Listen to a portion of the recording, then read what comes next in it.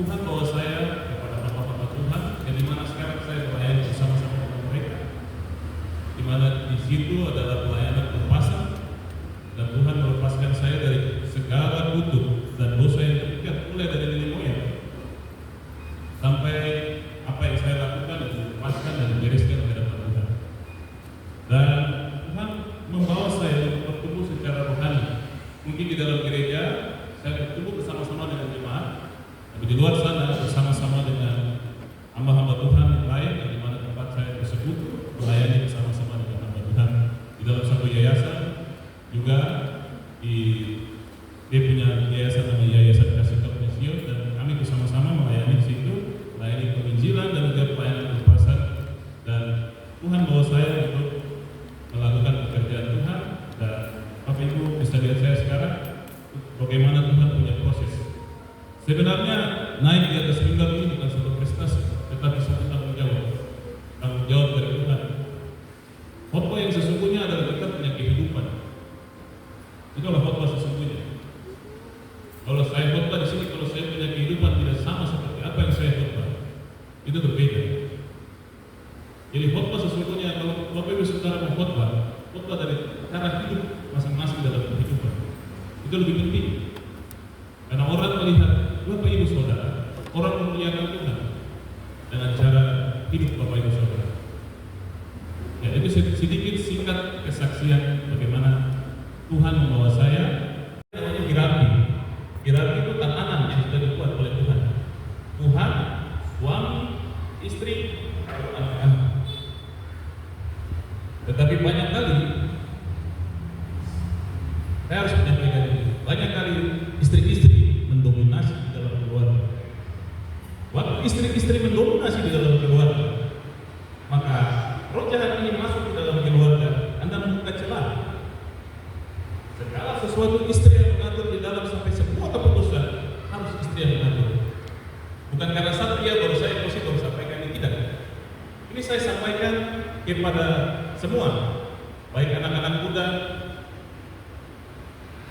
Di dalam firman Tuhan berkata, istri tunduk kepada suami dalam segala sesuatu. Tapi ada satu pekerjaan juga buat suami, jangan sampai di situ.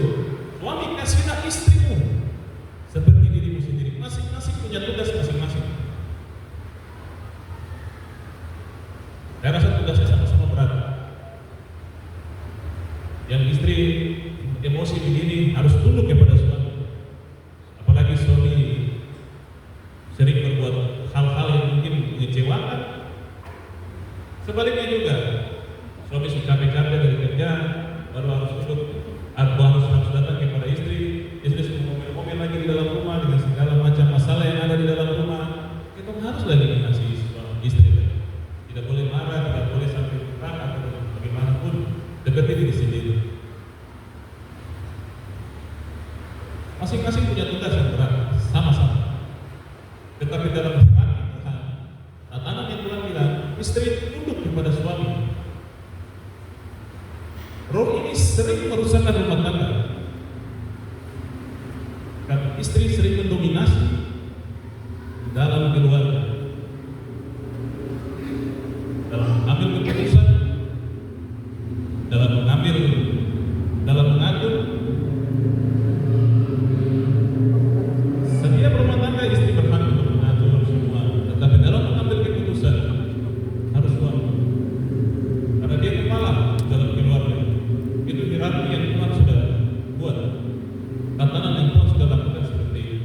Jangan pernah mendominasi. Anda membuka celah kepada roh jahat ini masuk. Bahkan ada pendeta terkenal, saya tidak perlu sebutkan, rumah tangganya rusak, sama-sama pendeta, suami istri. Suaminya berselingkuh. Karena apa? Dalam rumah tangga istri terus mendominasi segala sesuatu, atau bahkan sampai jemaat pun dia. Hal ini sangat berbahaya, Bapak Ibu. Saya tidak mau ini dari Tuhan Yesus. Tuhan dalam hati beritahu.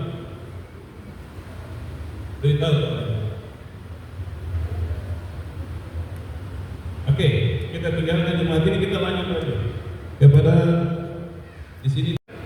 Itu baru tenang. Berarti kita mau Anda menerima Yesus Kristus, itu baru berkata bahwa Anda tenang.